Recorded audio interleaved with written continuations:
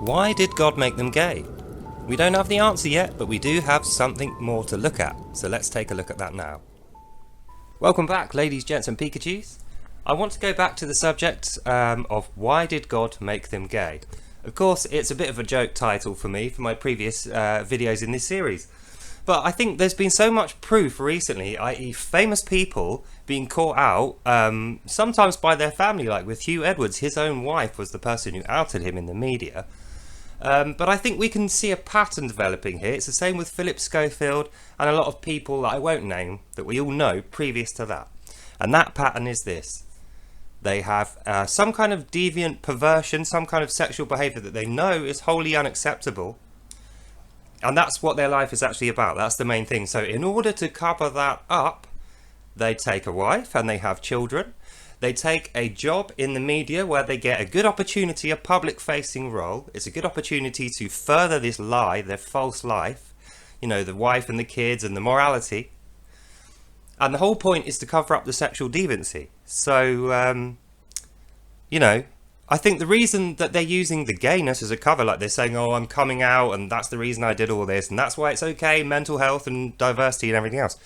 But I think it's all a smokescreen. It's nothing to do with that. The thing they're embarrassed about coming out for isn't being gay. I don't think they would be embarrassed about that. What they're embarrassed about is being caught lying and having their wife and children, you know, openly know what they've been up to and the rest of the world know what they've been up to. And the main thing that hurts them is having their public reputation ruined, because their public reputation is the show. The show must go on. You know, it doesn't, then everything falls apart for them.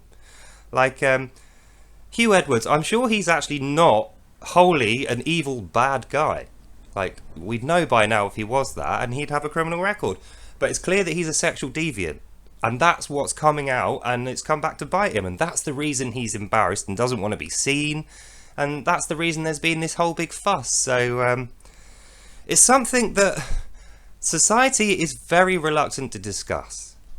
Now, I don't know why that is, and indeed on YouTube I've had several previous videos like this removed when they weren't saying anything worse than what I'm saying now, just proposing that we think in terms of the victims. We think in terms of how does this happen to someone, not the victims of the people, I mean the people themselves being victims of circumstance.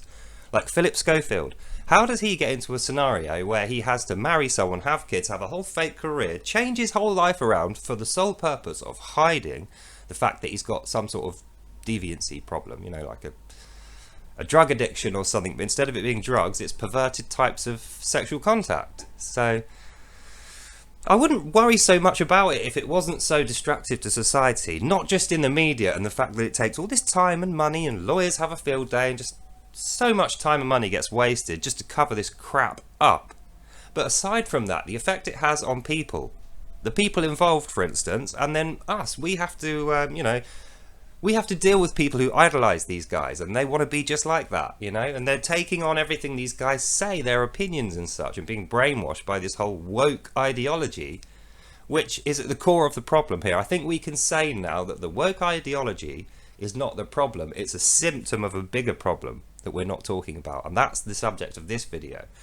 We need to identify and describe what this problem is. I can't just say, why did God make them gay, and call that the topic forever. We need to decide what this topic is, a legal framework and a way to discuss it. And then when we can do that, we can have a proper discussion about solving it, pull out the good bits and keep those, and then get rid of the bad bits. That's generally what the problem solving should be like, getting rid of the bad bits and preserving anything in there that's good, if it exists. So that's the end of this video. Why did God make them gay? The discussion goes on. Let me know how you feel about this. I hope you enjoyed that, and I'll see you in the next one.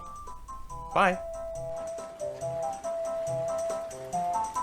Perhaps what we will find at the end of this particular rabbit hole is not only gay people covering up their lives to support evil lifestyles, but also straight people doing it with other devices. So I hope you enjoyed that, and be on the lookout. Ooh, paranoia.